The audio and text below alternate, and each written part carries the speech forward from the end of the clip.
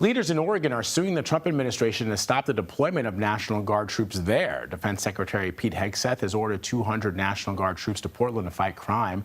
Oregon's governor says the president isn't cooperating with local leaders.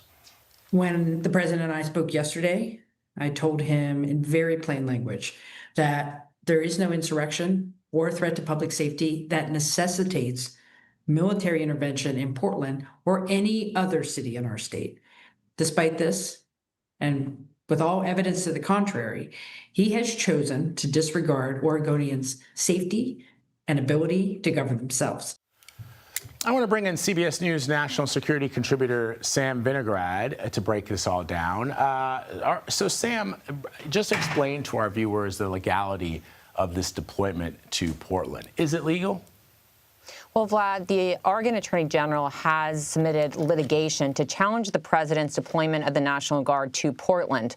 The president is activating these 200 troops under something known as Title 10. He's basically federalizing 200, for the time being, Oregon National Guard members to serve in a federal capacity and to protect federal property.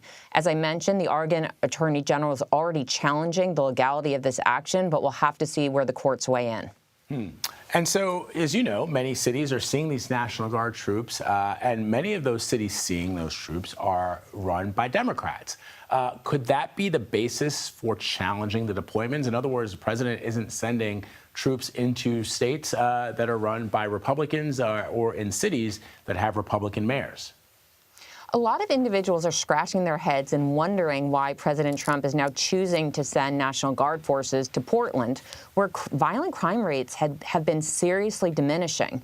It is true that there has been certain levels of violence against an ICE facility in Portland dating back to 2018 and dating back to President Trump's policy of separating migrant children from their families when they crossed illegally. And so while there have been varying levels of violence, we're not really seeing that right now. And it is worth noting, Vlad, that it is a legal right in this country to protest peacefully.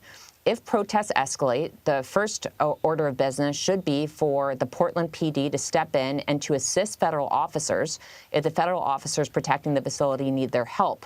But there has not been a spike in violent crime that would seemingly necessitate bringing in the National Guard at this time. All right, Sam Vinograd breaking it down for us as only she can. Thank you, Sam. Appreciate it. Thanks, Vlad.